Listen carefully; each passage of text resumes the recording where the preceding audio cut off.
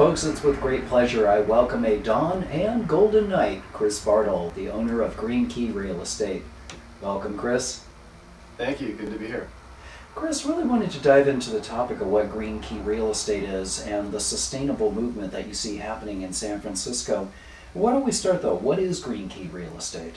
Green Key Real Estate is the first, and as far as I know, the only green real estate brokerage in San Francisco, in the Bay Area. We have 4 agents in San Francisco and 2 in Marin. Okay. We also work in the East Bay. And we are trying to promote green building and green remodeling. And how did you get your start? Well, we figured out instead of waiting for that real estate to be created or for real estate to be greened in the city, we can play a role in influencing and expediting that process by working with our clients to connect them with the right architects and designers and builders to remodel their home green or build a new home green. Let's see. And what drew you to the green movement though? Well, about 10 years ago, I went to a Bioneers conference here in the city, and I saw Paul Hawken and Bill McDonough and Amory Lovins and others talk about green business and the whole concept of green business. And they were talking about that a business not only has the ability but the responsibility to fix some of the environmental problems that the first industrial revolution created. And 10 years ago, that was a very, very new and unheard of concept. And now you look around and everything's green. Take a look at the example from San Francisco, the banning of plastic grocery bags. 430,000 gallons of oil are used each year to produce the 100 million shopping bags that get distributed, those little plastic grocery bags. Again, that might not impress you much, but think about where those bags go. A lot of them wind up back in our water. Now, as a scuba diver, I do see them down there. And I think you had made mention, Chris, that William McDonough even had a comment on it. Is that right? Yeah, he talks about kind of a vortex of currents that come together in the northern Pacific, and plastic waste bags and other things gather there. And it's some just enormous pile of junk. And Chris, I wanted to touch on your comment about business having the ability and even the responsibility to provide a greener environment. For sure. The green business movement, you could say, has been around for a while. And probably the first industry to go green is the food industry and organics. Then the next industry that I think is really taking hold and approaching a tipping point is green building.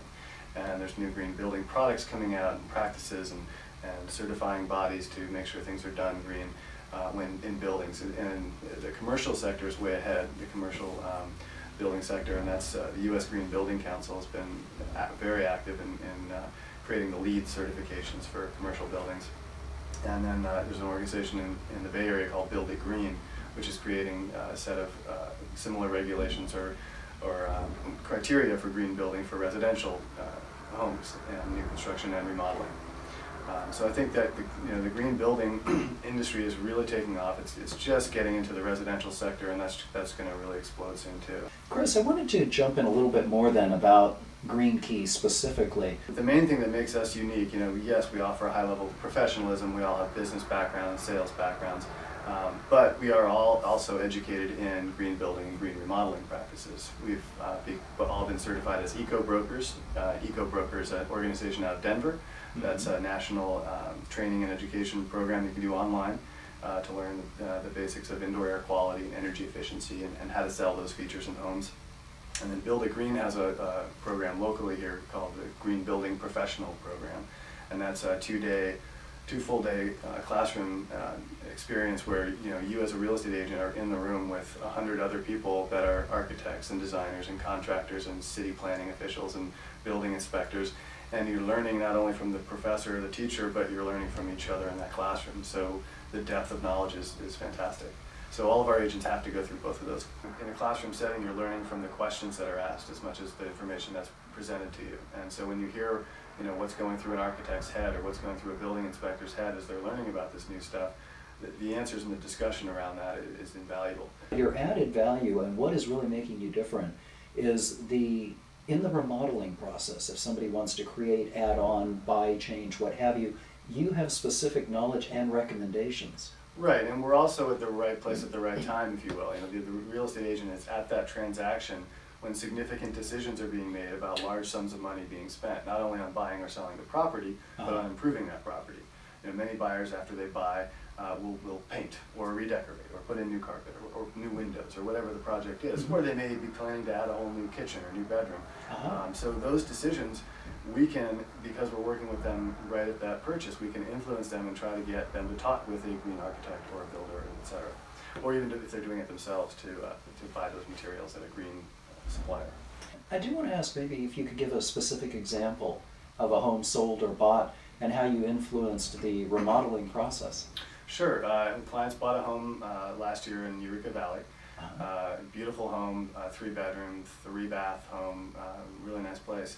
However, it was, the finishes were dated, and there was room for improvement, which is why they bought it. There was an in-law downstairs that was a separate unit that they saw as being able to connect to the main living space. So they've got big plans with a new kitchen, and they're going to do some deck work, and they're going to create a staircase down to the in-law and finish that in-law. So we're working with architects that I've tried to influence them to go as green as possible.